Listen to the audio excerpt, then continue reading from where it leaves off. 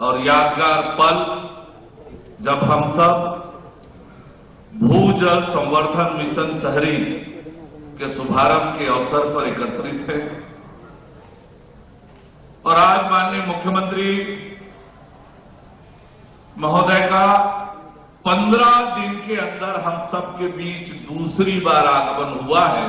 6 मई को नगर सुराज संगम के समापन में आए थे और 15 दिन के अंदर दोबारा हमारे बीच आए हैं, तो एक बार जोरदार तालियों से स्वागत और अभिनंदन करें। हमारे राज्य के यशस्वी मुख्यमंत्री, कार्यक्रम के मुख्य अतिथि आदरणीय विष्णुदेव साय जी, मंच में विराजमान हमारे रायपुर जिले के प्रभारी मंत्री जल संसाधन, वन एवं पर्यावरण मंत्री आदरणीय केदार कश्यप जी, मंच में विराजमान पूर्व मंत्री और विधायक आदरणीय राजेश मुढ़न जी, और सबसे महत्वपूर्ण उपस्थिति जिनकी है वाटर मैन ऑफ इंडिया आदरणीय राजेंद्र सिंह जी, मंच में विराजमान हमारे विधायक आदरणीय सुनील सोनी जी, मोतीलाल साहू जी, पुरंदर मिश्रा जी, इंद्र कुमार साहू जी, खुशवंत साहेब जी, रायपुर की महापौर श्रीमती मीनल चौबे जी, पीसीसीए श्री अरुण पांडे जी, हमारे विभाग के सचिव डॉक्टर बसव राजू जी, संचालक आर इक्का जी, सूडा के सीओ शशांक पांडे जी और पूरे प्रदेश भर से आए हुए सभी सम्माननीय महापौरगण, सभापतिगण, जल विभाग के प्रभारीगण, नगर पालिका नगर पंचायत के माननीय अध्यक्षगण, नगर निगमों के आयुक्तगण, मुख्य नगर पालिका अधिकारीगण, अलग अलग विभाग से आए हुए सभी अधिकारीगण, क्रेडाई और चैम्बर ऑफ कॉमर्स के उपस्थित सभी पदाधिकारियों, मीडिया के साथियों, मैं आप सबका हार्दिक अभिनंदन और स्वागत करता हूं। आपको नमस्कार और प्रणाम करता हूं। पिछले 4.5 घंटे से अलग अलग विषय विशेषज्ञों का जल संरक्षण और जल संवर्धन पर हमने विचार सुने। कैसे राजेंद्र सिंह जी ने हमारे सामने पूरे विषय को विस्तार से रखा, साइंटिफिक रूप से किस प्रकार से आज हमारे देश की और हमारे राज्य की स्थिति है इसको प्रस्तुत किया। कैसे सूरत नगर निगम में जल संरक्षण को लेकर काम हो रहा है, उसकी प्रस्तुति हमने देखी। अलग अलग विभाग और क्रेडाई, चैम्बर ऑफ कॉमर्स किस प्रकार से काम कर रहे हैं, इन सब को हमने बहुत ध्यान से सुना और समझा है।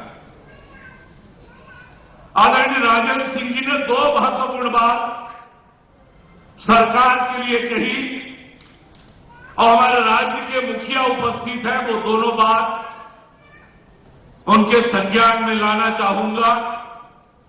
पहली बात तो उन्होंने कही कि ये जल संवर्धन और जल संरक्षण को पाठ्यक्रम में शामिल किया जाना आज के समय में आवश्यक है।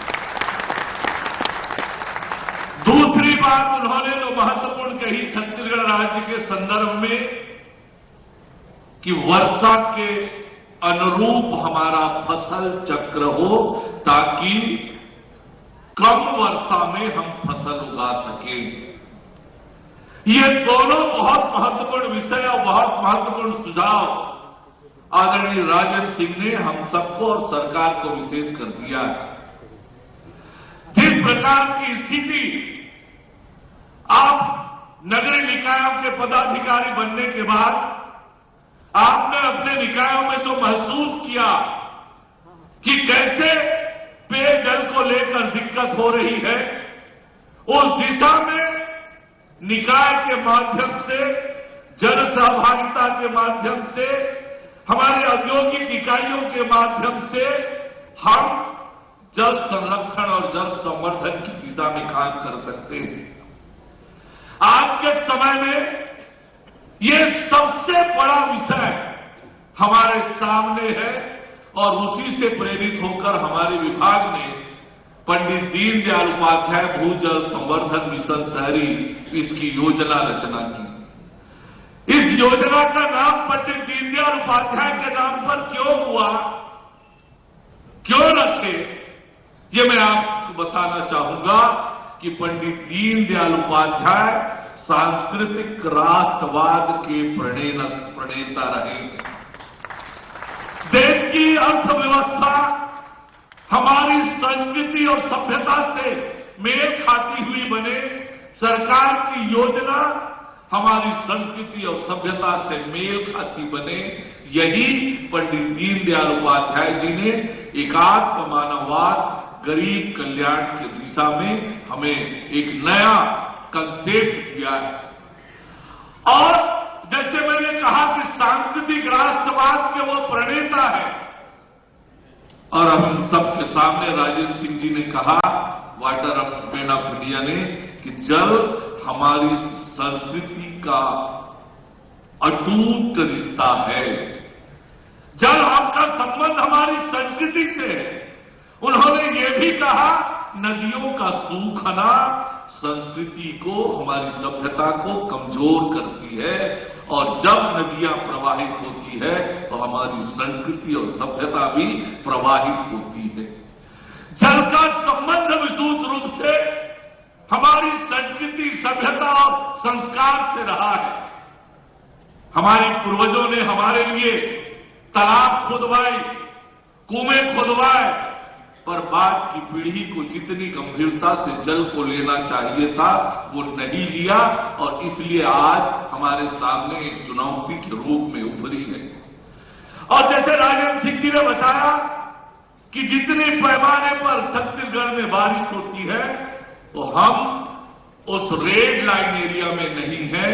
हम समय रहते यदि सचेत होकर अनुशासित रूप से पानी का उपयोग करना और जल संवर्धन करके हम अपने राज्य को जल के लिए खुशहाल राज्य के रूप में स्थापित कर सकते हैं। और इससे मुझे लगता है कि आज की ये 4.5 घंटे से लगातार आप बैठे हैं, बिना हिले बिना डुले, और इसलिए इतने से ही समझ में आता है कि विषय की कितनी गंभीरता है। और आप सब ने इस विषय को बहुत ध्यान से सुना है, ध्यान से समझा है, और पूरे प्रदेश भर से आए हैं। एक बार फिर मैं आप सभी का हार्दिक अभिनंदन करता हूं, स्वागत करता हूं। मैं हमारे राज्य के यशस्वी मुख्यमंत्री आदरणीय विष्णुदेव साय जी के नेतृत्व में, उनकी प्रेरणा से आज हम नगरीय निकायों को सुव्यवस्थित करके हमारे शहर सुंदर बने, स्वच्छ बने, सुविधापूर्ण बने, इसके लिए लगातार हम काम कर रहे हैं। आपकी प्रेरणा से आने वाले समय में हमारे नगर निकाय एक नया कीर्तिमान स्थापित करेगा, विकास की दिशा में तेज गति से आगे बढ़ेगा। और आज सवेरे हम साथ में थे, मैं साथ था माननीय मुख्यमंत्री जी के साथ, सवेरे मुंगेली में, और फिर दुर्ग जिले का प्रवास करते हुए, सुशासन तिहार के कार्यक्रमों में सम्मिलित होते हुए, जिले की बैठक में सम्मिलित होते हुए, और सारी बाधाओं को पार करते हुए तेज बारिश हुई है दुर्ग में। यहां तो केवल गर्जना हमने सुनी है, तेज बारिश हुई है। उन सब के बावजूद हम सबको आशीर्वाद देने के लिए यहां पधारे हैं। मैं उनके प्रति अपनी कृतज्ञता व्यक्त करते हुए एक बार फिर उनका हार्दिक अभिनंदन और स्वागत करते हुए अपनी बात को समाप्त करता हूं। बहुत बहुत धन्यवाद। राम राम, जय जोहार, जय छत्तीसगढ़।